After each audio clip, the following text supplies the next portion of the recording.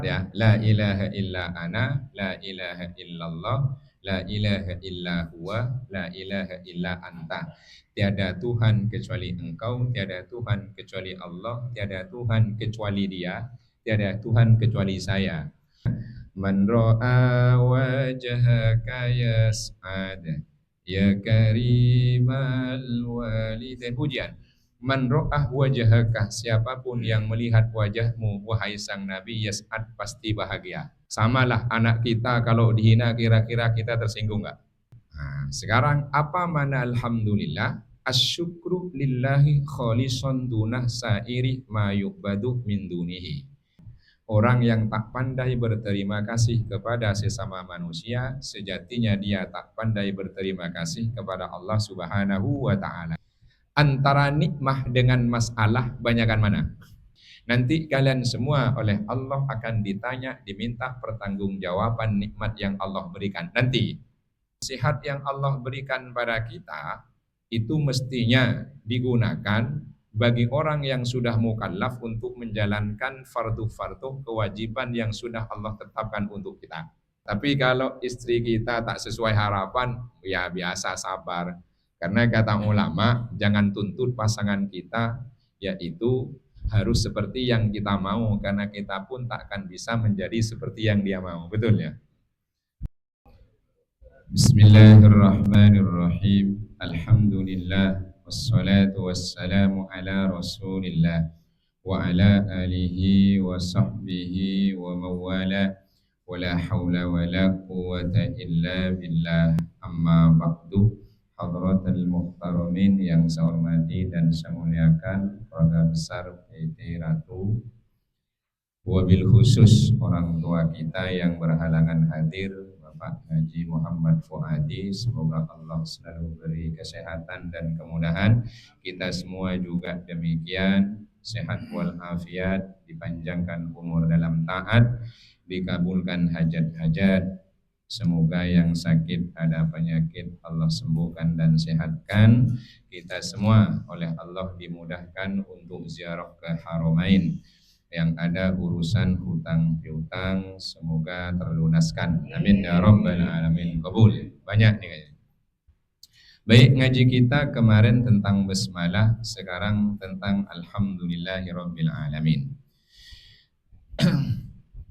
Qala al-musannifu rahimahullahu ta'ala wa nafa'ana bi ulumihi fid dharain amin. Qala Allah alhamdulillahi rabbil alamin. Biasa diterjemahkan segala puji bagi Allah Tuhan semesta alam. Betul Pak ya?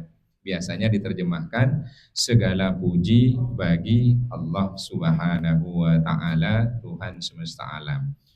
Kenapa diterjemahkan segala puji? Nah, ini pertanyaan sederhana nih. Kenapa kok bukan puji untuk Allah? Kenapa segala puji? Karena pujian itu ada 4. Yang pertama adalah hamdu qadimin li qadimin. Allah memuji diri sendiri. Contoh, la ilaha illa ana fa'budni wa aqimis sholata li dzikri. La ilaha illa ana, tiada Tuhan kecuali aku. Maka sembah ibadahlah kepadaku, wa aqimis sholata li dzikri, dirikan sholat untuk mengingat aku. Itu Allah muji diri sendiri yang kita sebut dengan kalimat tauhid. Nah, kalimat tauhid ini dalam Al-Qur'an ada 4. 1, la ilaha illallah. 2, la ilaha illa anta. 3, la ilaha illa huwa. 4, la ilaha illa ana.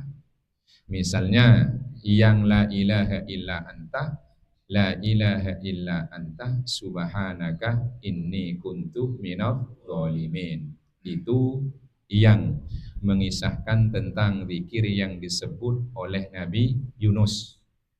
Yang kedua, la ilaha illallah, banyak. Yang ketiga, Allahu la ilaha illa huwa al-hayyul qayyum. Yang ketiga tadi, la ilaha illa ana. Betul ya?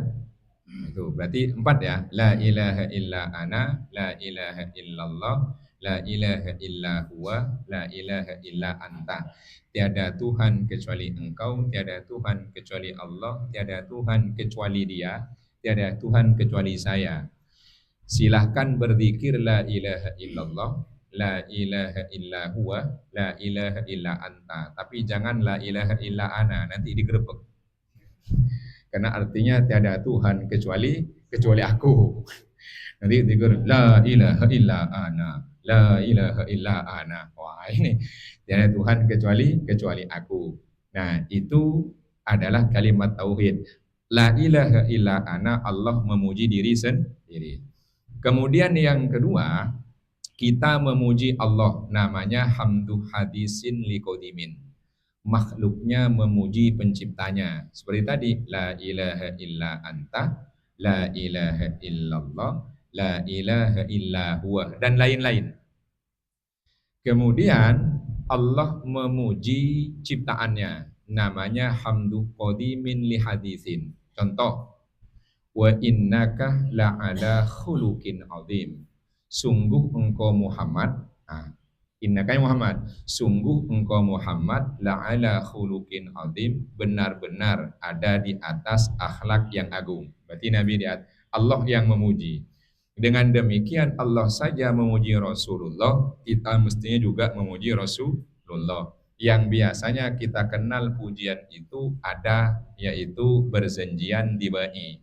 Ya, misalnya man ra'a wajhaka yas'ad ya karimal walidain, pujian. Man ra'a wajhaka, siapapun yang melihat wajahmu wahai sang Nabi, yas'ad, pasti bahagia, beruntung. Jelas? Itu Nabi. Kita muji. Allah memuji. Kemudian yang keempat, ya, kita memuji sesama kita. Jadi hamdu hadisin li hadisin. Jadi yang keempat, pujian itu sesama manusia. Dari hal ini berarti kita tidak boleh menghina sesama. Empat-empatnya kembali pada Allah. La ilaha illa ana, Allah yang dipuji. La ilaha illa anta, Allah yang dipuji. Wa innaka la'ala khuluqin adim, Allah memuji sang Nabi karena sang Nabi ciptaan Allah, yang mendidik Nabi adalah Allah, dengan rahmat Allah Rasulullah berakhlak mulia. Yang keempat, kita sesama makhluk harus saling memuji karena kita sama-sama ciptaan Allah. Berarti kalau ada di antara sesama hamba Allah itu malah mencaci, memaki, menghina, sejatinya dia sudah menghina sang pencipta. Samalah anak kita kalau dihina, kira-kira kita tersinggung nggak? Anak kita nih, kalau dihina tersinggung, apalagi Allah sang pencipta. Berarti pujian semua milik Allah. Nah, yang patut ditekankan, yang sering lupa adalah kita memuji sesama. Jangan sampai yaitu saling mencaci. Ada nggak dasarnya? Ada. Yaitu hadis dari Rasulullah Sallallahu Alaihi Wasallam. Nah, ini yang bacaannya, Allahumma lakal hamdu kulluhu. Ya Allah, hanya milikmu lah pujian semuanya. Allahumma lakal hamdu kulluhu. Ya Allah, hanya milik engkau lah pujian semuanya. Walakal mulku kulluhu. Kekuasaan dan kerajaan milikmu semuanya. Biyadikal khairu kulluhu. Segala kebaikan ada dalam genggamanmu. Wa ilaikah yarji'ul amru kulluhu. Semua sesuatu kembali hanya kepadamu. Itu dasarnya. Nah, dengan demikian maka pujian itu patut untuk kita terapkan dalam kehidupan. Yang empat tadi, jemaah ya. Kemudian Qala Ibnu Jarir, makna alhamdulillah. Nah, sekarang apa makna alhamdulillah? Asyukru lillahi khalisan dunah sairi ma yu'badu min dunihi.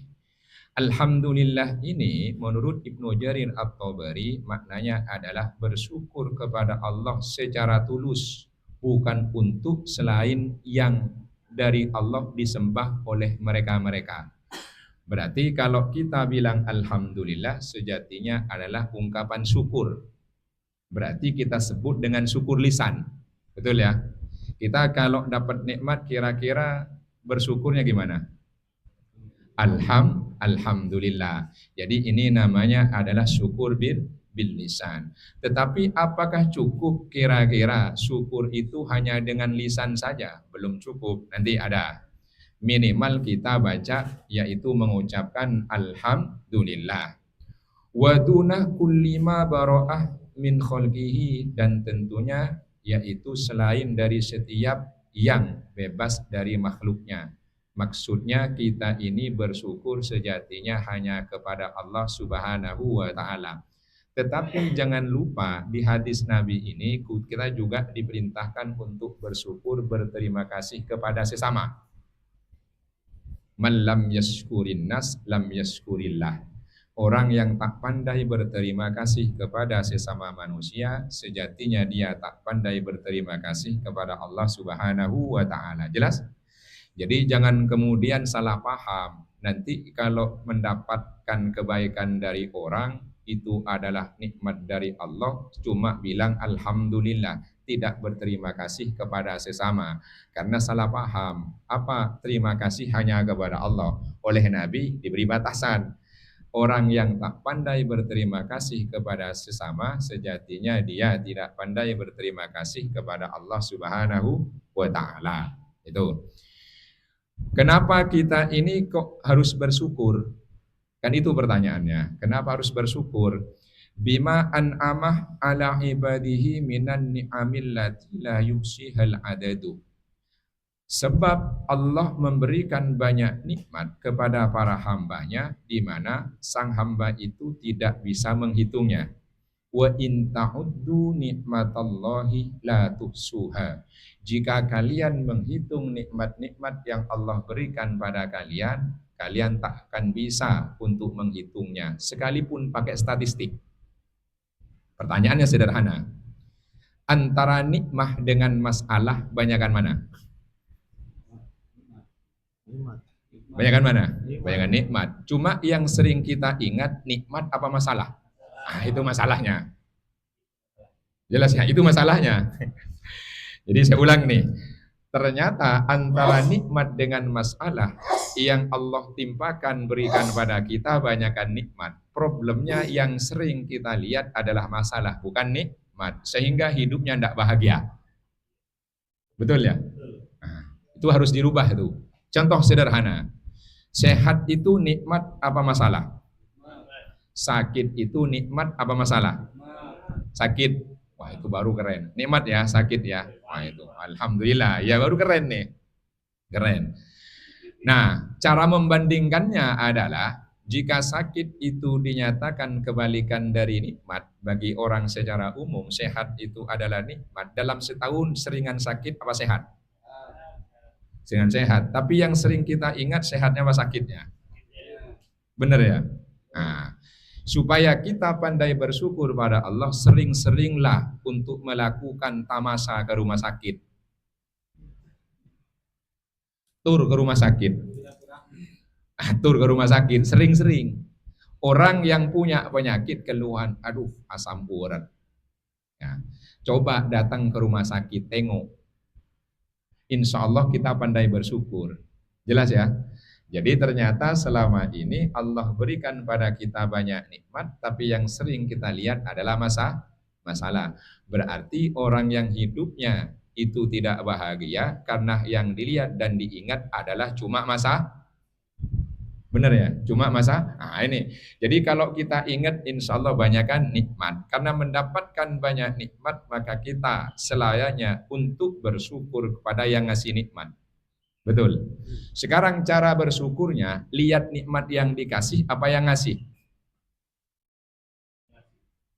Harusnya yang ngasih.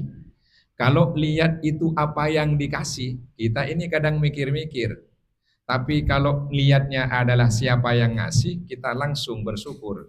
Yaitu kepada Allah Subhanahu wa ta'ala. Nah, itu problemnya. Wala yuhitu bi'adadiha ghairahu ahadun. Tidak ada satupun orang yang bisa menghitung nikmat kecuali Allah Subhanahu wa taala. Allah tahu tentang nikmat yang diberikan kepada kita. Sehingga nanti dalam surah At-Takatsur terakhir itu la tus'alunna yauma idzin anin na'im. Nanti kalian semua oleh Allah akan ditanya, diminta pertanggungjawaban nikmat yang Allah berikan. Nanti akan ditanya. Nah, itu tentang nikmat. Nikmat itu banyak. Nikmat banyak. Saking banyak nggak bisa ngitung. Nah, mungkin karena nggak bisa ngitung kita lupa. Banyak kan nikmat ya. Alhamdulillah. Misalnya fi tashihil alati li ta'atihi. Bentuk raga yang Allah berikan pada kita dikasih sehat wal afiat. Tujuannya untuk dimanfaatkan dalam taat. Yang problem adalah kalau kita ini banyak nikmat khususnya sehat wal afiat dipakai banyakkan taat apa maksiat? Oh imbang ya. Nah kalau imbang ini tidak ke surga tidak ke neraka. Kalau imbang tidak ke surga tidak ke neraka. Sebab yang masuk ke surga itu jika timbangan baiknya lebih berat. Jika timbangan buruknya lebih berat maka ke neraka. Kalau 50-50 berarti dia kemana? Digantung. Nah, nanti ada namanya al-a'raf. Yang nggak panas nggak dingin. Al-a'raf. Nah, dengan demikian kita dikasih sehat wal afiat mestinya adalah dimanfaatkan untuk taat bukan untuk maksiat. Nanti itu di At-Takatsur banyak tafsir yang begitu tuh. Kemudian yang kedua adalah watamkini jawarihil mukallafinah li ada'i faraidihi. Sehat yang Allah berikan pada kita itu mestinya digunakan bagi orang yang sudah mukallaf untuk menjalankan fardu-fardu kewajiban yang sudah Allah tetapkan untuk kita. Alhamdulillah ya, kita sehat ini dimanfaatkan untuk taat menjalankan fardu-fardu kewajiban yang Allah perintahkan. Tentunya tambahannya adalah sunnah.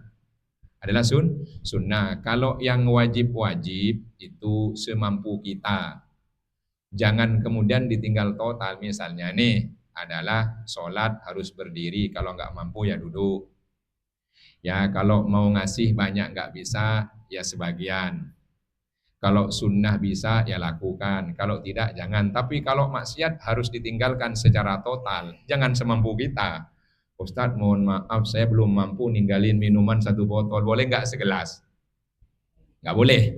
Jadi kalau untuk maksiat total ditinggalkan, kalau untuk taat sesuai kemampuan. Kita kan beda-beda mampunya taat ya.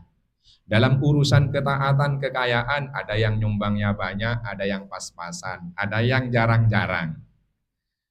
Ada yang sholat sunnahnya banyak, ada yang pas-pasan, sesuai kemampuan. Ma'abasatoh lahum fi dunyahum minar rizki. Tentunya juga Allah berikan kelapangan kepada para hamba banyak rizki. Tapi rizki itu jangan dipandang cuma materi. Sehat itu rizki. Sempat juga rizki. Jelas ya? Tenang juga rizki.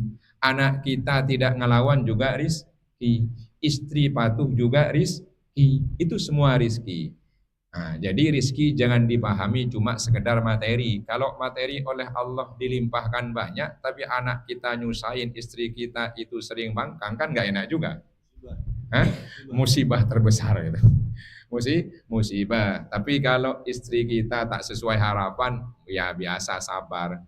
Karena kata ulama, jangan tuntut pasangan kita, yaitu harus seperti yang kita mau, karena kita pun tak akan bisa menjadi seperti yang dia mau, betul ya? Jadi jangan pernah tuntut pasangan kita menjadi seperti yang kita mau, karena kita pun tak akan pernah bisa menjadi seperti yang dia mau. Benar? Ya, itu rizki. Nah itu. Wa qadahum bihi min na'imil aishi. Allah berikan kepada para hambanya yaitu berupa nikmat dalam kehidupan.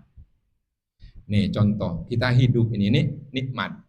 Kalau Imam Ghazali itu dalam salah satu karyanya Ihya, bahwa orang bangun tidur itu nikmat besar. Kenapa? Karena kata Nabi, an-naumu ba'dul maut, tidur itu setengah mati. Sehingga kalau kita bangun tidur baca doanya apa Bapak Ibu? Apa? Lanjutannya apa? Alhamdulillahilladzi ahyana ba'dama amatana. Segala puji bagi Allah yang telah menghidupkan kami setelah mematikan kami. Makanya waktu bangun tidur alhamdulillah, enggak lanjut separuhnya jadi mati beneran. Benar ya? Oke. Sehingga kita kalau bangun terutama yaitu habis sholat subuh harus merenung bahwa kita bangun tidur itu adalah hidup baru.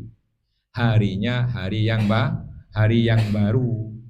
Ajal kita ndak tahu, jangan-jangan semalam itu ajal kita, tapi oleh Allah diberikan perpanjangan sehingga kita bisa hidup kembali. Itu nikmat.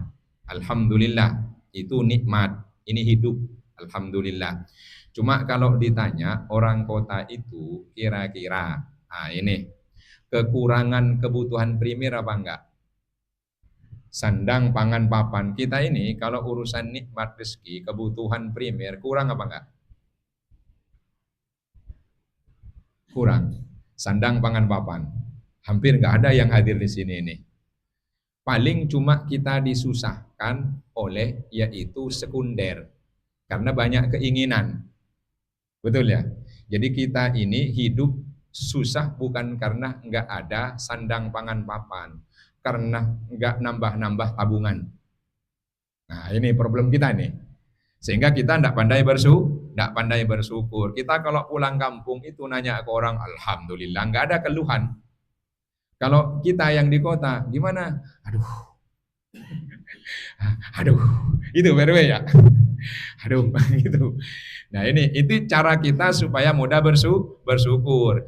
Dengan demikian fali rabbinal hamdu ala dzalikah kullihi awalan wa akhiran. Maka hanya milik Allah lah segala puji semuanya awal dan akhir.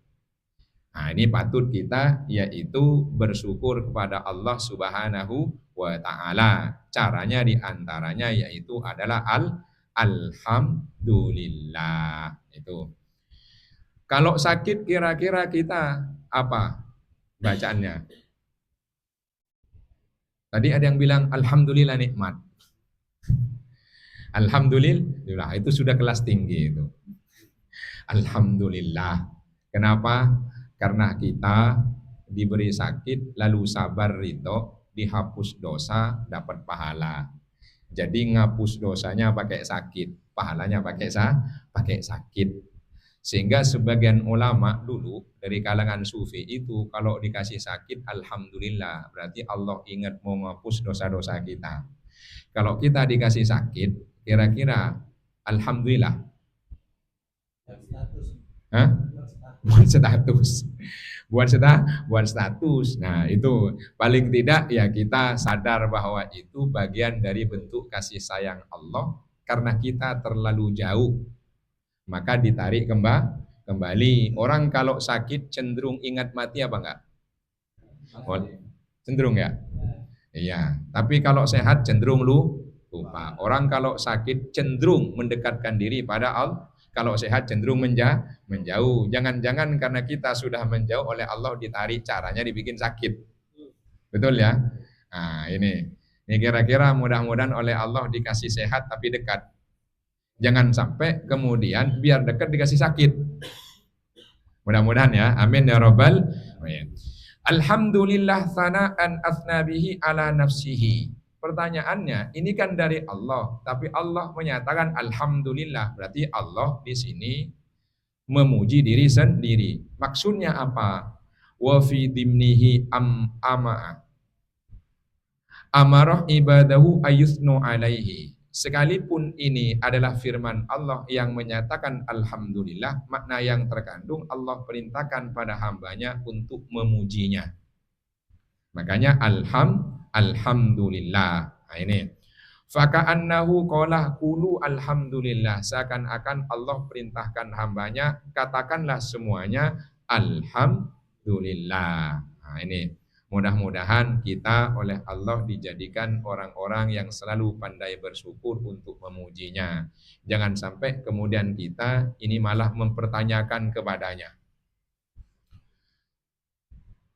Kemudian summa qala wa ahlul ma'rifati bilisanil arabi, ulama yang ahli di bidang bahasa Arab, linguistik, menyatakan apa? Yaitu adalah yuqa'u waqi'una kullan minal hamdi wasyukri makanal akhiri, bahwa antara alhamdu dengan syukur itu sama satu sama lain saling menempati. Jadi kalau orang bersyukur dia itu akan kalau dia memuji berarti dia bersyukur. Makanya kita sering bilang alhamdulillah wasyukru lillah, sejatinya satu, itu maksudnya. Tidak bisa dipisahkan. Orang pandai bersyukur paling tidak baca alhamdulillah. Kalau alhamdulillah berarti dia itu bersyukur. Nah, mudah-mudahan nih Allah Subhanahu wa taala jadikan kita selalu untuk mengingat nikmat-nikmatnya, pandai bersyukur dan selalu memujinya. Amin ya rabbal alamin. Shallu ala Nabi Muhammad. Kemudian qala Ibnu Katsir sekarang menyatakan wa hadzal ladzi da'ahu Ibnu Jaririn fihi nadrun, apa yang disampaikan tadi oleh Ibnu Jarir di atas itu yaitu bisa didiskusikan. Li'annahu ishtahara inda katsirin minal mutaakhirina annal hamda huwa tsana'u bil qauli. Sebab menurut para ulama ahli tafsir yang belakangan bahwa alhamdu itu adalah memuji dengan bentuk ucapan alal mahmudi, teruntuk yang dipuji. Jadi kalau alhamdu itu adalah memujinya dengan bentuk ucapan. Siapa yang dapat pujian al-mahmud? Siapa? Allah Subhanahu wa ta'ala. Bisifatihil lazimati wal muta'addiyati, sifat-sifat yang dimiliki oleh Allah, di mana juga sifat-sifat Allah yang kita kenal juga Asmaul Husna itu juga bisa, yaitu sampai kepada para hambanya. Contoh, Allah Ar-Rahman, Allah Ar-Razzaq, Allah Maha Pengasih, Allah Maha Pemberi rizki. Bukan hanya punya sifat itu, tapi ini juga yaitu bisa berdampak langsung kepada para hamba. Kalau kita nih misalnya nih, kalau kita sering ngasih, orang yang ngasih kan bersyukur, tapi yang nggak dapat memuji, betul ya?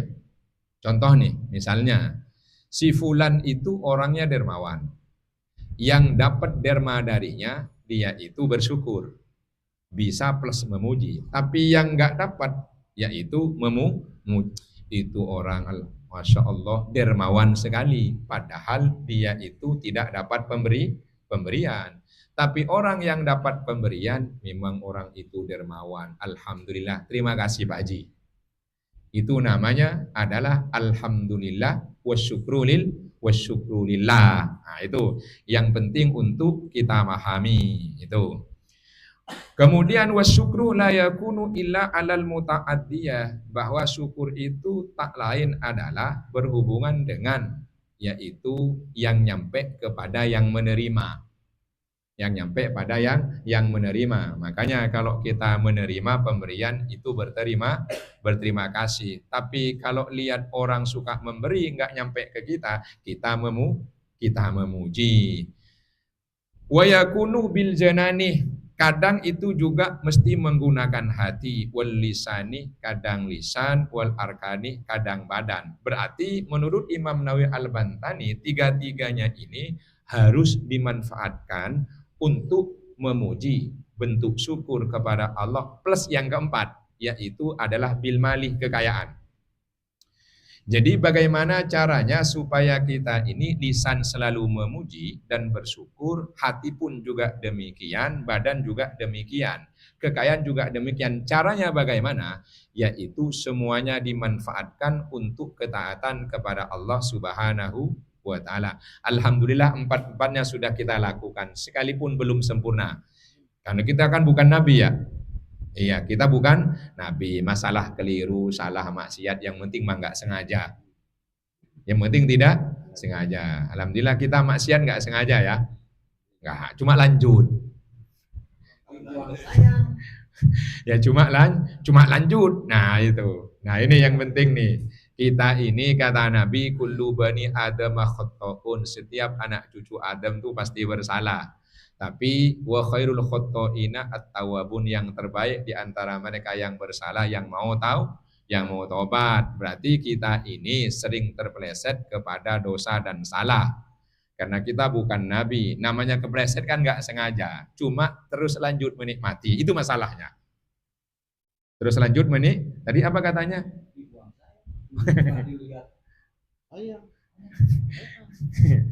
Nah, itu masalahnya, itu masalahnya. Iya. Nah, baik, ini karena berkenaan tentang bahasa, kita lewati dulu ya. Karena ini bahasanya bahasa linguistik. Oke, ini ada kamus nih. Nah, lanjut, yaitu adalah nih contohnya. Walhamdu a'ammu minas syukri. Memuji itu lebih umum daripada bersyukur. Memuji lebih umum daripada bersyukur. Karena memuji tidak harus dari orang yang menerima. Tapi bersyukur itu khusus bagi orang yang menerima. Bisa dipahami? Makanya di sini pakainya alhamdulillah. Karena memuji lebih umum, lebih luas daripada bersyukur. Wasyukru huwa thana'u 'alal muhsini bima aulahu minal ma'rufi. Syukur itu adalah memuji yang memberikan kebaikan, melakukan kebaikan karena apa yang ia berikan berupa kebaikan. Jadi bersyukur itu memuji kepada yang berbuat baik kepada kita, yaitu berupa kebaikan. Namanya syukur, betul ya? Tapi kalau kita nggak dikasih, bersyukur nggak? Nggak, cuma memuji. Misalnya Pak RW nih, Pak RW dermawan, sering ngasih saya bersyukur. Yang lain itu memuji. Kalau saya bisa syukur, bisa memuji. Ini contoh aja. Nah, pembuktiannya nanti. Itu contoh. Pembuktiannya nanti ya. Itu pembuktiannya. Ini cara membedakan itu. Jadi adalah kepada yang berbuat baik itu.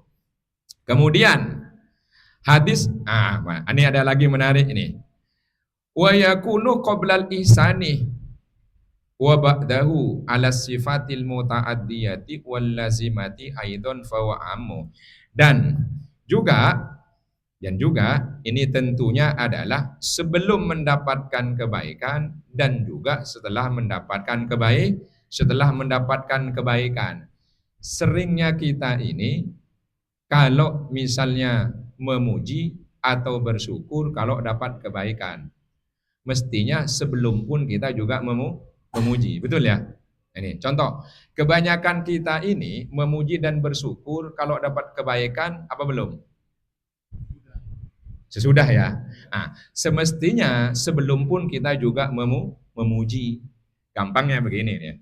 Orang kalau memuji itu sejatinya ada bahasa yang tersimpan, yaitu supaya dapat kebaikan. Ada yang memuji karena ketulusan. Benar nggak nih? Contoh, Pak RW itu baik. Sering memberikan bantuan kepada orang-orang yang serba berkebutuhan. Bansos. Atas nama pribadi, bukan RW. Oh, pribadi, alhamdulillah. Nah, ini ada orang yang memujinya itu tulus. Memuji itu tulus, tapi ada orang memuji ada selipan harapan. Betul ya? Ya, makanya kita sebelum berdoa pakai alhamdulillah dulu ya. Alhamdulillah. Jadi memuji sebelum minta dan dapat. Yang problem ini kalau memuji dan bersyukurnya khusus untuk dapat. Berarti kalau nggak dapat, nggak muji, nggak terima kasih. Jelas? Nah, alhamdulillah kalau kita muji syukurnya yaitu adalah sebelum. Apa sesudah? Jangan-jangan sesudah juga enggak nih. Jelas ya? Jadi ada memuji itu bersyukur sebelum dan sesudah. Nah, cuma kebanyakan kita sesudah. Mestinya juga sebelum. Karena kalau memuji sebelum itu terselip. Contoh nih, saya bilang, Pak RW Masya Allah, Pak RW baik sekali, dermawan. Nah, itu Nambahin kan? Nambah, muji dulu. Nah itu. Ini mujinya nanti ternyata kalau sudah ngasih. Kalau nggak ngasih nggak muji. Nah ini. Makanya qoblal ihsan wa ba'dahu. Karena memang Pak RW ini muhsin. Dapat nggak dapat, beliau baik. Makanya kita memuji sebelum atau sesudah mendapatkan kebaikan. Nah itu namanya. Mudah-mudahan ini bisa kita terapkan. Nah ini, amin ya rabbal alamin. Fahuwa a'ammu, itu juga lebih umum. Nah, mudah-mudahan kita bisa memuji sebelum dan sesudah, bersyukur dan sebelum dan sesudah. Amin ya rabbal alamin. Ada hadis an Rasulillah sallallahu alaihi wasallam annahu qala afdalu dzikri la ilaha illallah wa afdalu du'ai alhamdulillah. Zikir terbaik adalah la ilaha illallah. Doa terbaik alhamdulillah. Kalau memuji berarti doa. Di alhamdulillah di situ adalah afdalud du'a. Jadi doa terbaik adalah alhamdulillah. Sebab kalau memuji berarti ada harapan. Nah ini, kalau memuji ada harapan. Betul ya? Nah, makanya nanti doa itu awali dulu dengan memuji, lalu doanya dipanjatkan. Ya, kita bismillahirrahmanirrahim. Alhamdulillah kan begitu. Nah, itu apa namanya? Supaya mudah diistijabah. Mana tadi? Berikutnya wa anhu sallallahu alaihi wasallam annahu qala, juga dari Nabi, ma amallahu ala abdin nikmatan, apapun nikmat yang Allah berikan kepada seorang hamba, faqala, lalu ia bilang alhamdulillah. Alhamdulillah. Illa kana alladhi aqta afdalah mimma akhadha, bahwa tak lain apa yang diberikan lebih afdol daripada yang ia ambil. Jadi pemberian Allah, Allah berikan kepadanya lebih utama daripada yang ia ambil. Sebab pemberiannya itu bukan apanya. Pemberiannya bukan apanya. Jelas? Sehingga Nabi itu pernah ditanya, wa yas'alunaka madza yunfikun. Mereka bertanya padamu Muhammad, infak apa yang mesti dikeluarkan? Jawabannya bukan apa. Qul ma anfaqtum min khairin falil walidaini wal aqrabina. Katakan Muhammad, infak kebaikan apapun, utamakan, dulukan orang tua dan kerabat terdekat. Jadi pertanyaannya, apa yang mesti diinfakkan? Jawabannya, kepada siapa? Jelas ya? Jawabannya kepada siapa? Bukan apanya, tapi kepada siapa? Apapun bentuk kebaikan, yaitu kepada siapa. Jadi ini pemberian dari Allah itu lebih afdol daripada apa yang diambil. Bisa dibedakan? Alhamdulillah. Nah dengan demikian yang kita lihat ya pemberiannya, bukan apa yang diambil. Alhamdulillah Allah senantiasa memberi nikmat kepada kita. Sekalipun yang kita ambil itu adalah tak sesuai harapan. Karena Allah tahu bahwa itu yang terbaik untuk kita. Betul ya? Cuma harapan kita kan dapat yang terbaik menurut kita untuk kita. Bukan terbaik menurut Allah untuk kita. Itu masalah kita. Sehingga kita satu sering kecewa, dua kadang suudzon, tiga sering gak ridho. Harapan A dapat B, karena menurut kita harapan A terbaik menurut kita untuk kita. Akhirnya kecewa, akhirnya tidak ridho. Tapi Allah tahu yang terbaik untuk kita, ngasihnya adalah apa. Sehingga kalau kita sadari kita tidak kecewa, insya Allah kita ridho. Itu harapannya. Insya Allah amin ya rabbal alamin. Kemudian wa an ibni Umar anna Rasulullah sallallahu alaihi wasallam haddatsahum, dari Abdullah bin Umar bahwa Rasulullah itu bersabda kepada para sahabat apa? Yaitu anna abdan min ibadillahi qala, salah seorang dari hamba Allah Subhanahu wa taala berkata, Ya Rabbi, lakal hamdu kama yanbaghi li jalali wajhik wa adimi sultanik. Kita biasanya kalau doa begitu kan. Kadang ada kama yanbaghi li jalali wajhikal karim wa adimi sultanik. Ya Allah ya Tuhanku, hanya milikmu lah segala puji. Kama yanbaghi li jalali wajhika, sebagaimana memang selayaknya lah untuk keagunganmu dan keagungan kekuasaanmu. Bacanya baca itu. Kemudian ternyata yaitu Allah Subhanahu wa taala kan dampingi kita dua malaikat untuk mencatat ya. Siapa yang mencatat? Rukib Atid ya, yang kita kenal. Nah, ternyata dua malaikat itu tidak tahu harus bagaimana nulis pahalanya. Kemudian dua malaikat itu naik menuju Allah Subhanahu wa taala dan keduanya lapor, faqala ya Rabbana inna abdan qad qala maqalatan la nadri kaifa naktubuha. Ya Allah, ada hambamu yang mengucapkan kami tidak tahu bagaimana cara kami nulisnya. Baik, cari nulisnya.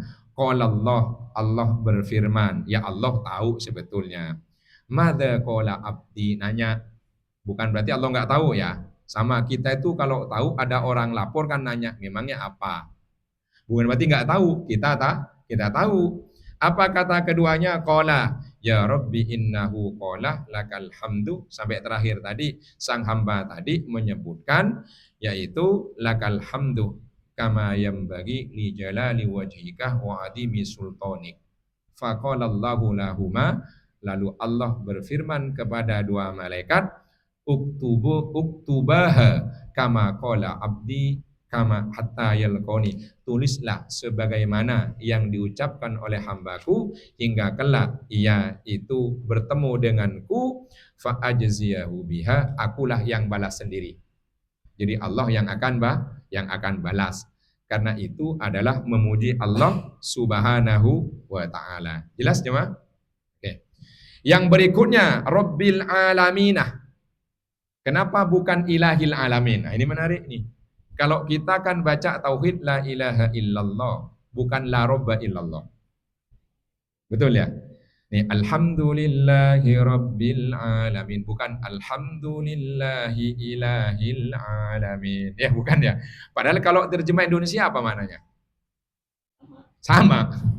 Sama, beda dalam bahasa Arab.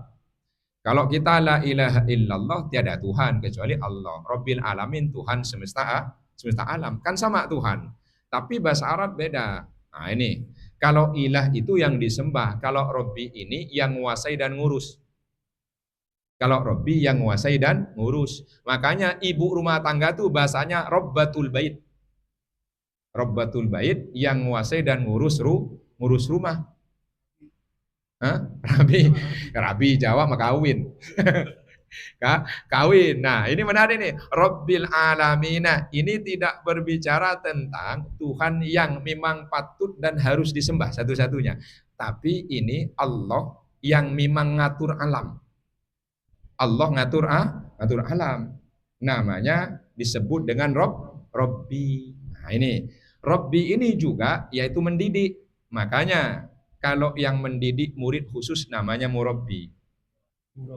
Murabbi. Betul ya?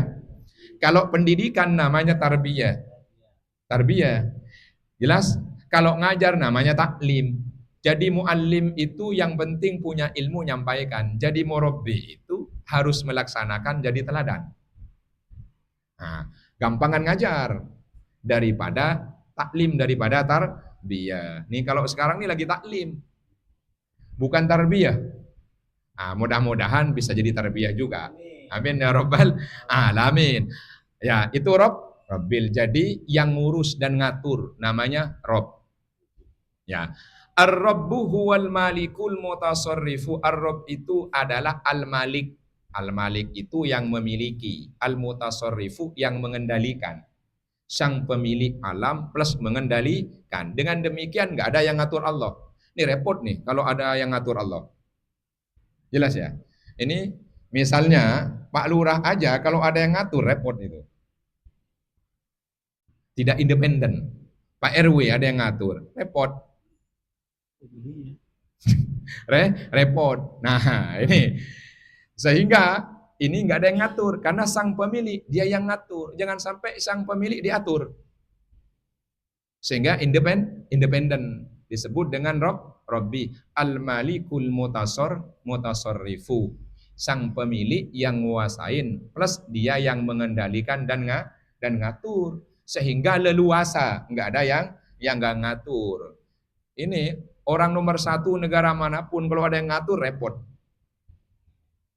Ya, repot. Apalagi kalau ada dualisme kekuasaan, ada matahari kembar, repot. Ini seandainya di alam langit bumi ada dua Tuhan, kira-kira nih, hancur apa enggak? Hancur. Hah? Tuhannya sudah perang. Laukana fihi ma'alihatun illallahu la fasadata. Seandainya di langit bumi ada Tuhan-Tuhan selain Allah, rusak. Rusak. Nah ini, apalagi ada dua penguasa, ada Tuhan. Yang satunya, Pak RW ini sudah saya tentukan kawin 4. Kata satunya, enggak, satu aja. Nah ini kira-kira yang mana yang kejadian nih? Enggak ada, makanya satu, Rabbi independen, la ilaha illallah, Rabbil alamin. Nah itu. Wa yutlaku fil lughati ala sayyidi. Dalam bahasa juga bermakna yaitu as-sayyid. Siapa sayyid? Tuan. Namanya Tuan ada hamba. Jadi hamba nggak boleh ngatur-ngatur Tuan. Hamba nggak boleh ngatur-ngatur Tuan. Ini kalau ada hamba ngatur-ngatur Tuan bukan hamba dia. Alhamdulillah kita nggak pernah ngatur Tuhan ya. Tapi kita diatur Tuhan. Susah juga diatur. Susah kita diatur nih. Iya. Jadi kasih aturan. Kemudian wa alal mutasarrif lil islah. Ar-Rabb itu juga digunakan untuk menunjukkan makna yang mengendalikan tapi untuk perbaikan, untuk kebaikan. Jadi Rabb itu tidak mungkin adalah untuk kerusakan. Namanya tarbiyah nggak mungkin untuk keburukan. Tarbiyah adalah untuk kebaikan. Namanya murabbi nggak mungkin untuk merusak yang dibina, tapi adalah untuk memperbaiki. Jadi Rabb itu sama Rabbatul Bait, ibu rumah tangga itu kan nggak mungkin tujuannya adalah untuk ngerusak rumah, tapi adalah untuk memperbaiki, ngerawat dan memperindah. Maka disebut dengan Rabb. Nah itu. Wa kullu dzalika sahihun fi haqqillahi ta'ala. Semua itu benar dalam hak prerogatif Allah Subhanahu wa ta'ala. Alhamdulillah. Berarti Allah nggak ada yang ngatur sendirian. Makanya dulu pernah disampaikan, kita punya mau, Allah punya Allah melakukan yang Ia mau, tidak melakukan yang kita mau. Sekalipun yang kita mau Allah lakukan sesuai yang kita mau, bukan berarti Allah melakukan mau kita, tapi Allah melakukan maunya. Jelas? Bahaya nih, Allah melakukan yang ku mau, ngatur Tuhan. Jelas ya? Nah, ini bahaya kalau orang begini nih. Setiap doa mustajab, hati-hati nih. Hati-hati, ternyata yaitu Allah melakukan yang ku mau, ngatur ini namanya. Sekalipun harapan kita oleh Allah yaitu diberikan sesuai harapan, bukan berarti Allah melakukan mau kita. Allah melakukan yang Ia mau. Fa'alul lima yurid. Ada kan ayat itu? Fa'alul lima yurid. Allah melakukan yang Ia mau, bukan melakukan yang kita mau. Hati-hati nih yang sering mustajab doanya nih. Oh, enggak aman di sini, soalnya susah mustajabnya. Aman di sini. Hati-hati ya yang mustajab ya. Takutnya begitu nanti ini. Wala yusta'malur rabbu li ghairillah illa bil idhofah. Kata ar-rabb ini tidak digunakan untuk selain Allah kecuali hanya untuk disandarkan saja. Contoh Rabbud-Dar. Rabbud-Dar, sang pemilik rumah yang ngatur rumah. Nah, jelas ya? Bukan Rabbul Alamin. Jadi Rabb itu hanya digunakan untuk Allah. Kalaupun digunakan untuk selain, pasti disandarkan pada kata yang lain. Ya tadi Rabbuddar, Rabbatudar, yang ngatur rumah laki maupun perempuan. Ammar rabbu fala yuqalu illa lillah. Kalau Rabb saja tidak bisa digunakan kecuali hanya untuk Allah Subhanahu wa taala. Itu ar-Rabb. Jelas ya? Bukan Rabb laut ya, Rabb. Oke. Berikutnya al-alamina. Al-alamina jam'u alam, bentuk plural dari kata alam. Al-alamina plural. Wa huwa kullu mawjudin siwallahi. Alam itu yang ada selain Allah. Pokoknya semua yang ada selain Allah namanya alam. Jadi kita ini adalah alam. Kalau selain Allah disebut alam, berarti alam pasti baru. Kalau baru pasti ada awalnya, betul. Kalau ada awalnya pasti ada akhirnya. Kalau bukan alam berarti tidak ada awalnya dan tidak ada akhirnya. Karena kita alam ada awalnya. Tahu kapan awal kita? Kapan awal kita? Lahir. Akhirnya kapan? Mau saya kasih tahu? Ntar susah hidupnya. Aduh kurang seminggu gitu. Alhamdulillah nggak dikasih tahu kita nih. Kalau dikasih tahu udah kepikiran. Ada dua kemungkinan. Kalau Pak RW, Pak RW dikasih umur 100 tahun. Apapun keadaannya nggak mati-mati. Banyak maksiat nanti ini. Banyak maksiat. Tenang aja, 100 tahun saya mati gitu. Umur 99, 9 bulan baru taubatnya. Kalau dikasih tahu RW ini seminggu lagi, udah susah sejak sekarang, nggak enak makan. Makanya akhirnya nggak dikasih tahu. Nah itu. Jadi selain Allah namanya alam. Alam ada selain Allah. Selain Allah pasti ada awalnya dan pasti ada pada akhirnya. Mudah-mudahan masih lama akhir kita. Amin ya rabbal alamin. Nah itu. Amin. Ya, wa huwa jam'un la wahida lahu min lafdihi, sekalipun alamin bentuk plural dari alam, tapi alam ini makna plural, enggak ada kata tunggalnya. Alam ya banyak, tapi memang bentuknya sudah kata plural. Jangan cari kata tunggalnya. Enggak ketemu. Wal awalim asnaful makhluqati fis samawati wa fil barri wal bahri. Awalim itu segala jenis ragam makhluk ciptaan Allah di langit, di darat maupun di laut. Pertanyaannya, kenapa ini kok pakai alamin? Kalau kata pesantren di santri dulu, kalau kata ini apa namanya Pak Sam, itu namanya jamak mudzakkar salim. Tahu ya? Oh, iya. Namanya jamak mudzakkar. Nah, jamak mudzakkar salim itu dalam tata bahasa Arab hanya digunakan untuk yang berakal. Pokoknya yang berakal pokoknya. Yang berakal.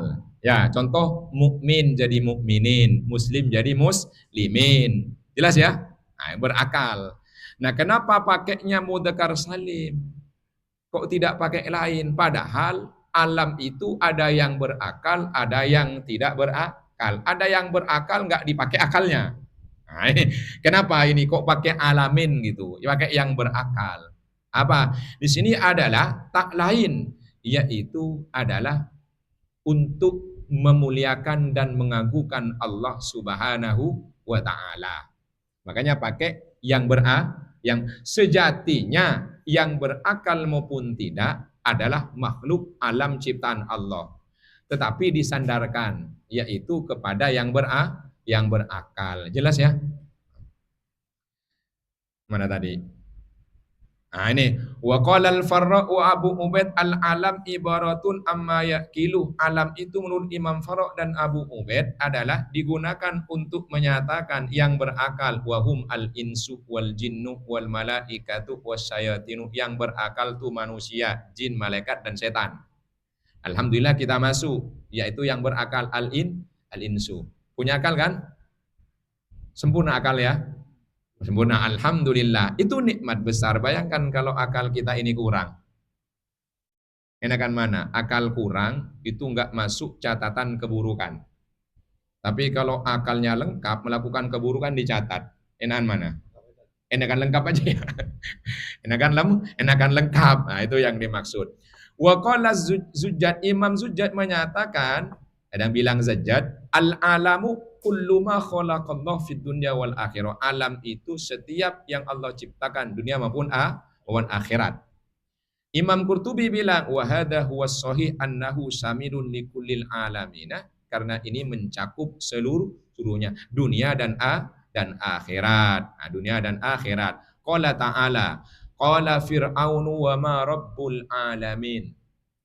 Fir'aun nanya, apa itu Rabbul Alamin? Ketika Nabi Musa menyatakan bahwa Tuhan itu Allah Rabbul Alamin, bukan kamu. Bukankah? Kamu. Qala Rabbus samawati wal ardi. Kata Nabi Musa, yaitu adalah Tuhan langit, bumi, wa ma bainahuma, dan isinya. In kuntum mukinin, kalau kalian yakin. Cuma Fir'aun itu bilang, wa qala ana rabbukumul a'la. Fir'aun berani pakai itu tuh.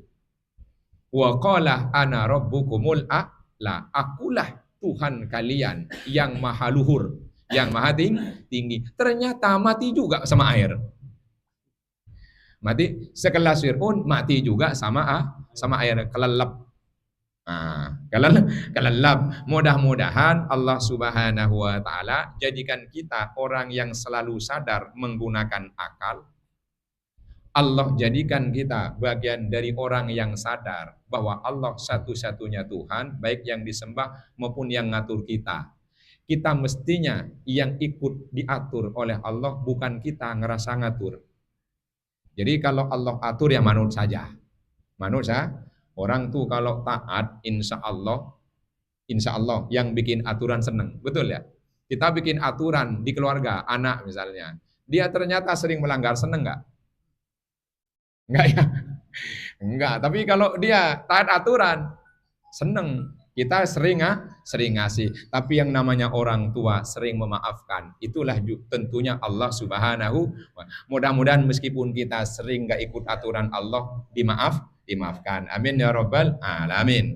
Wallahu a'lam bissawab. Berikutnya Ar-Rahmanir Rahim. Monggo. Monggo yang suka memuji.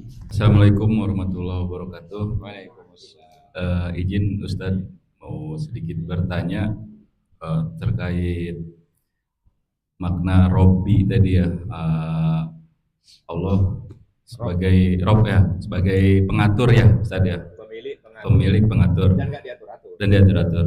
Ya, tadi artinya sering kita itu meminta sesuatu, berharap yang ya keinginan kita gitu Ustadz ya. Nah, padahal Allah tadi yang lebih mengetahui mana yang paling baik gitu kan.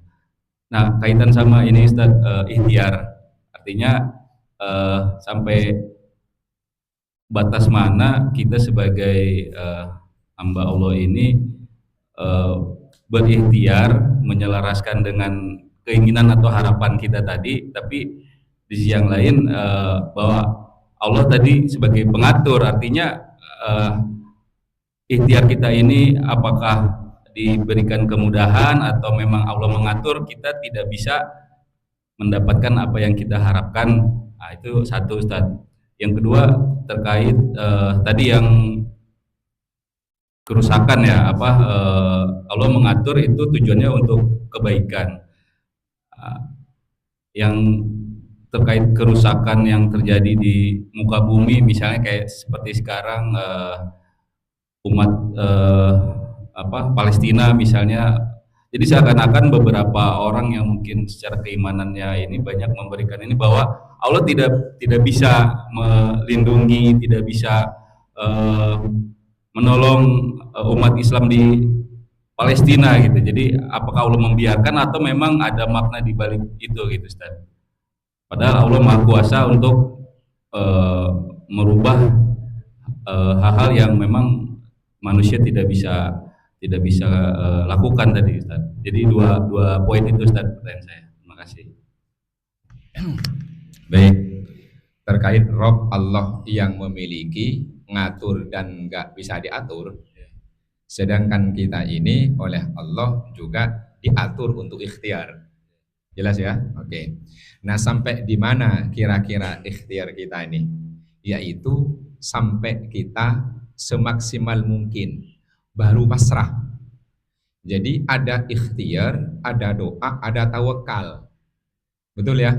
Ikhtiar, ada doa, ada tawakal. Jangan langsung tawakal. Ikhtiar, sekalipun nanti ada sebagian ulama memang oleh Allah diposisikan pada tawakal.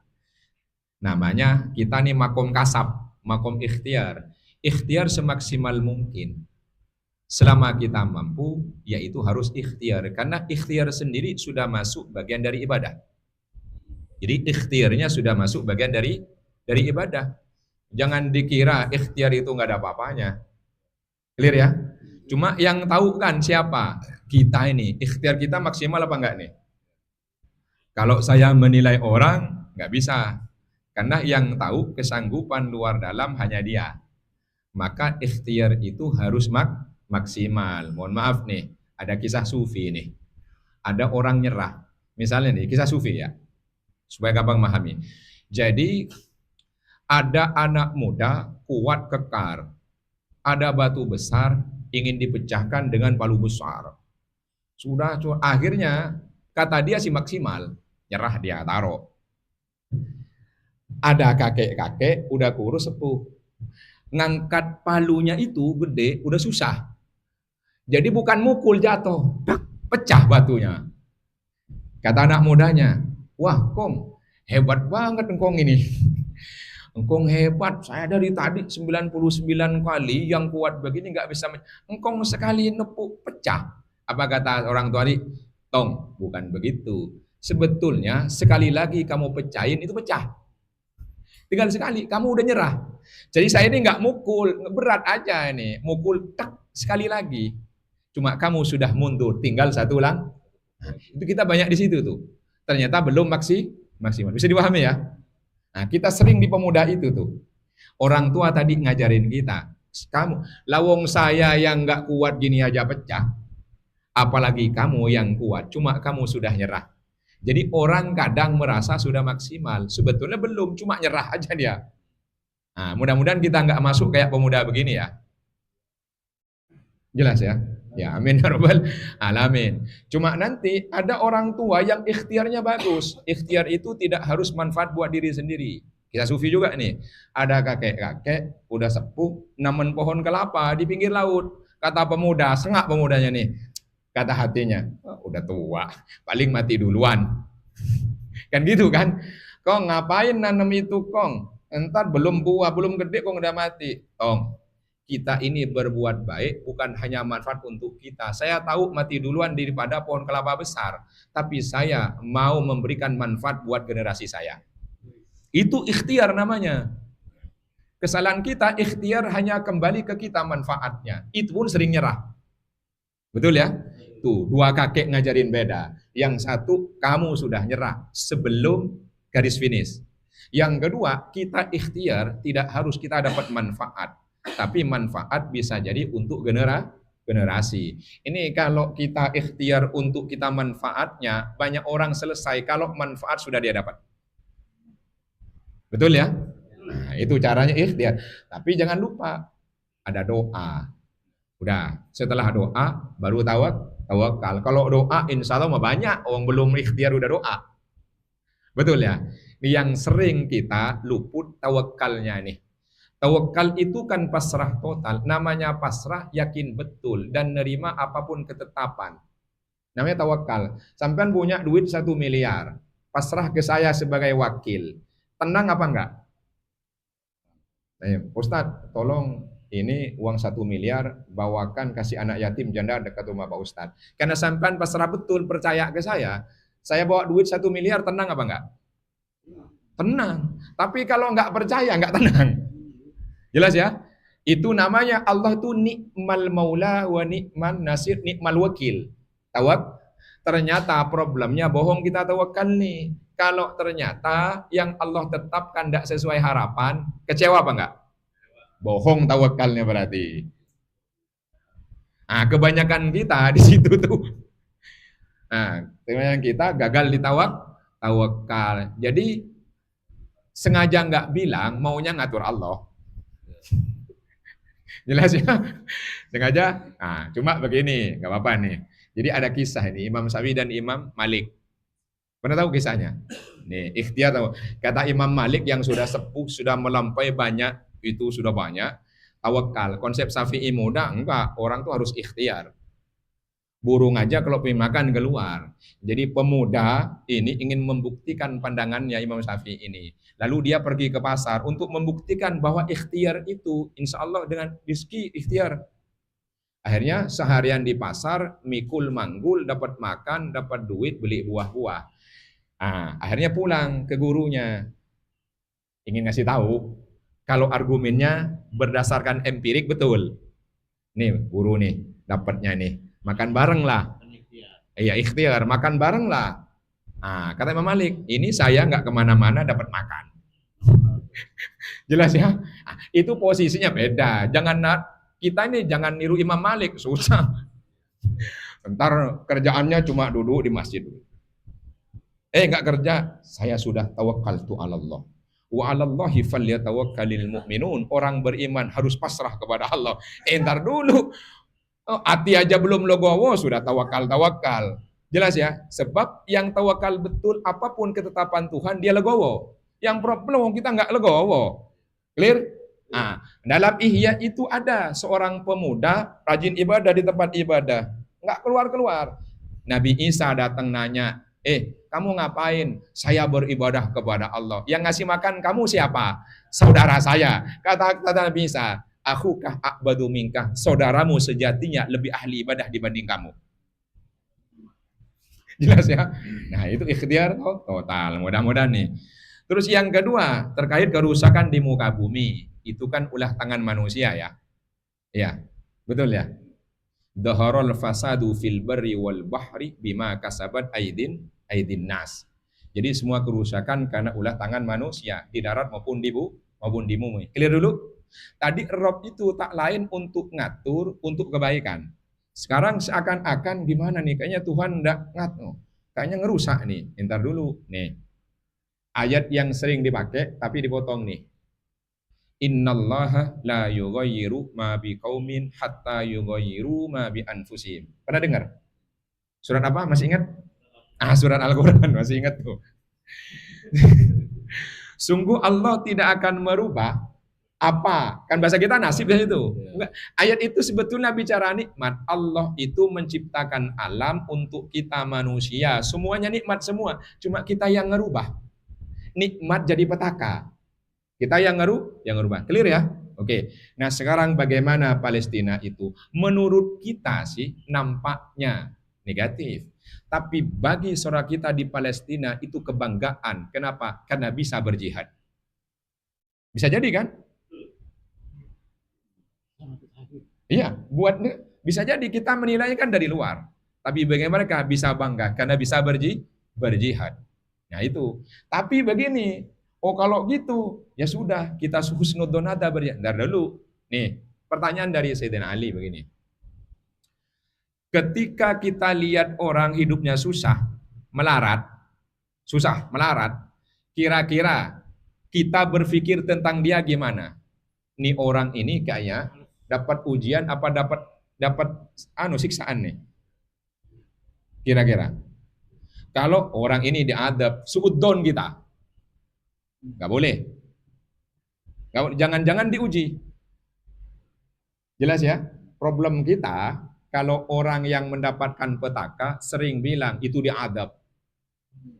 Tapi kalau kita yang dapat musibah, ini cobaan.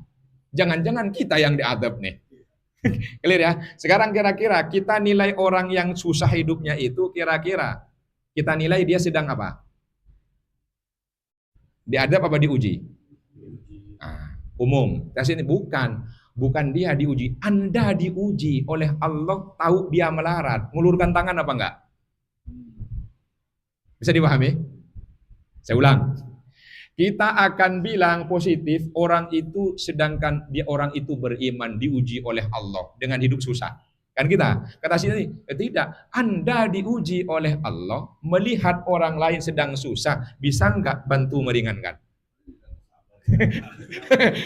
Nah, yang dilihat kita itu diuji sabar. Sampai sekarang itu hidup tenang. Kita ini gagal ujian karena tidak mengulurkan tangan. Betul? Nah, itu. Clear ya? Nah, mudah-mudahan terbaik semua, yaitu untuk kita. Jadi kita nih jangan merasa beriman kalau nggak diuji. Ini orang hidupnya tenang, senang, nggak ada susah, nggak ada melarat, sehat. Merasa karena saya beriman. Ntar dulu. Ahasiban nasu ayyutraku ayyakulu amanna wa hum la yuftanun. Jangan kira orang-orang yang ngaku kami ini beriman, ntar dulu mereka nggak diuji. Walaqad fatanna alladziina min qablihim, sudah kami uji dulu orang-orang sebelum mereka. Fala ya'lamannallahu alladziina shadaqu, Allah tahu siapa yang imannya benar. Wala ya'lamannal kadzibin, Allah tahu siapa yang bohongan. Saat diuji baru ketahuan. Jelas ya? Sampun? Nah, mudah-mudahan terbaik semua. Amin ya rabbal alamin. Wallahu a'lam bishawab. Mau bertanya Ustadz, ini sebagai perumpamaan, Iran itu kan diembargo beberapa negara. Akhirnya masyarakat, pemerintah dan masyarakatnya berupaya mengeluarkan akal, pikiran, tenaga untuk bisa membuat negaranya survive. Dan mungkin kita sudah banyak tahu secara teknologi maju. Nah, dibandingkan dengan negara yang tidak diembargo oleh negara-negara lain, sumber dayanya melimpah, akhirnya masyarakatnya itu sudah cukup segini, bahkan mendapat bantuan secara ekonomi dari pemerintah. Nah, yang saya tanyakan, negara yang masyarakatnya tidak memaksimalkan akal, pikiran, dan tenaga itu apakah satu bagian dari kufur nikmat? Cukup, Ustaz. Oke, baik. Ini berbicara tentang salah satu negara muslim yang ada wilayah Asia ya. Namanya dulu Persia, hari ini Iran. Persia itu sudah ada dari dulu sebelum Nabi lahir. Ya. Jadi dulu ada dua imperium besar, satu Romawi di wilayah barat, pusat di Eropa, Italia, Roma. Kalau di timur adalah Persia, itu wilayahnya hari ini Iran. Gelar barat Kaisar, gelar timur Kisra. Sudah maju itu, sudah maju. Jadi mereka sudah ribuan tahun sebetulnya negaranya. Nah, mereka diembargo. Nah, sedangkan kita yang negara muslim nggak diembargo. Kecenderungan orang kalau ditekan itu dia bangkit ngelawan. Kecenderungan orang kalau serba enak itu dia tinggal menikmati. Sederhananya analoginya, anak orang, mohon maaf nih, anak orang punya serba ada dengan anak orang melarat yang serba susah, serba sulit. Dia itu akan bangkit untuk mencapai kesejahteraan. Ini yang sudah sejahtera ini cenderung dalam kenyamanan dan lupa karena sudah di atas. Sekarang kita cek nih ketahanan mentalnya dulu, ketahanan mentalnya. Lepas di hutan, kira-kira yang bertahan yang mana? Anaknya orang miskin. Anak orang miskin secara mental. Nah, secara mental ya. Kemudian yang kedua, orang yang cenderung mau ingin menaikkan taraf kehidupan yang lebih baik, itu yang susah apa yang sudah enak? Ingin menaikkan. Yang tidak enak. Yang tidak, karena sudah anak orang kaya kan sudah enak. Kecenderungan yang pengen kuliah tinggi kan kecenderungannya orang susah. Kalau sudah banyak duit, mau ngapain? Karena orientasinya ujung-ujungnya duit. Kan begitu kan? Nah ini, jadi kecenderungan orang kalau diberikan banyak kemudahan itu dia lalai. Dia lalai. Nah sekarang kalau banyak nikmat ternyata tidak dimanfaatkan untuk kebaikan, apakah kufur nikmat? Termasuk kufur nikmat. Termasuk, mohon maaf nih, ini bukan kata saya nih. Saya cuma menyampaikan kata ulama saja. Dalam kitab Al-Mizan Al-Kubro, pernah dengar? Barusan. Oh barusan ini. Karya Syekh Abdul Wahab As-Sa'roni. Ini gurunya namanya Imam Ali Al-Khawas Wali, tukang sol sepatu tapi nggak bisa baca, nggak bisa nulis. Ini keren kan? Nggak bisa baca, nggak bisa nulis. Nih, termasuk orang kufur nikmat. Nih mohon maaf ya.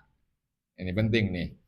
Orang yang sholat datang ke masjid musola untuk menghadap Allah, Kalau tidak menggunakan pakaian terbaik, tapi menggunakan pakaian compang-camping lusuh, itu berarti nikmat yang Allah berikan kepadanya hanya untuk digunakan kepada selain dia, tapi bukan untuk Allah. Itu namanya kufur nikmat. Bisa dipahami? Jadi ayatnya khudhu zinatakum inda kulli masjidin. Kalau mau sholat, ya pakai pakaian yang bagus lah, kan begitu. Jelas ya?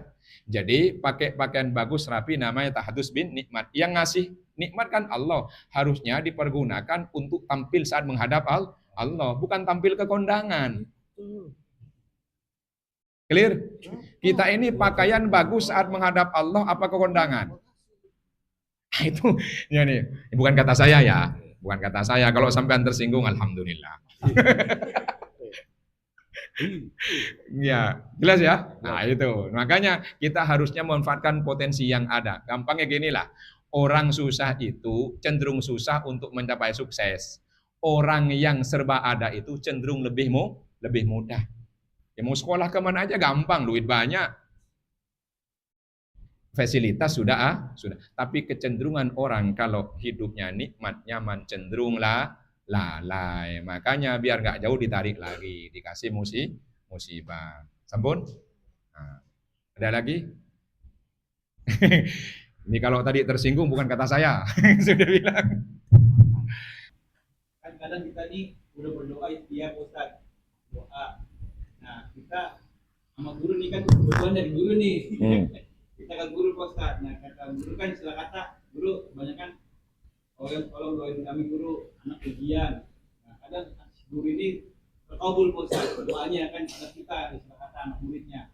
Nah kata kayak kita Syekhuna Khalil Ustaz yang punya anak murid yang tahu-taunya beliau ada di Mekah Ustaz, cuma bawa sendal doang. Itu kita ini udah berikhtiar Ustaz. Gimana Ustaz? Maksudnya itu Anda bersyukur, kurang bersyukur atau gimana Ustaz? Yang ditanya yang mananya nih? Yang kita itu berdoa nih Ustaz, berdoa. Nama guru alhamdulillah dijawab Ustaz. Wah, kita kurang bersyukur doain ya. Gitu Ustaz. Enggak, yang diijabah doa kita apa doa guru? Doa guru.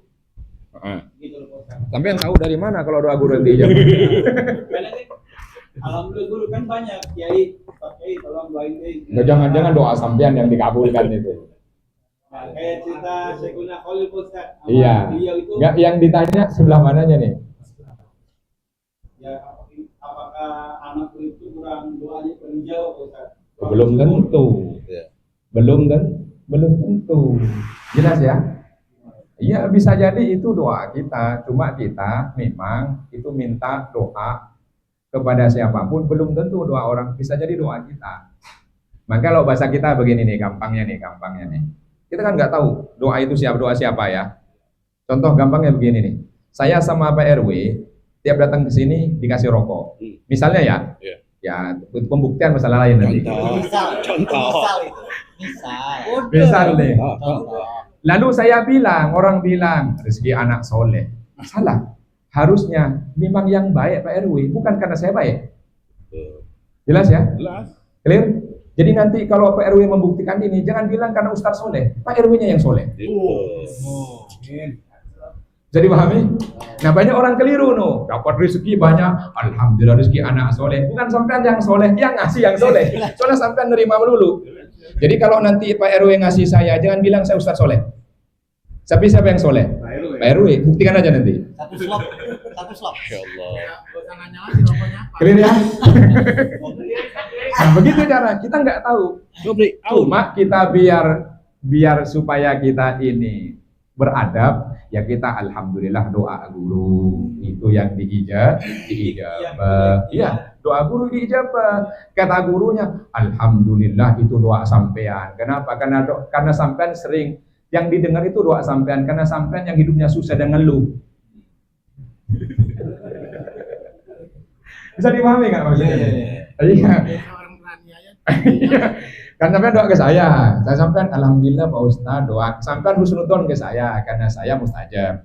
Tapi saya nggak boleh ngaku, saya bilang, jadi enggak lah, gak gampang gini, enggak lah, itu doa sampean yang diijabah, karena saya hidupnya jarang susah, karena sampean sering ngeluh maka dikabulkan.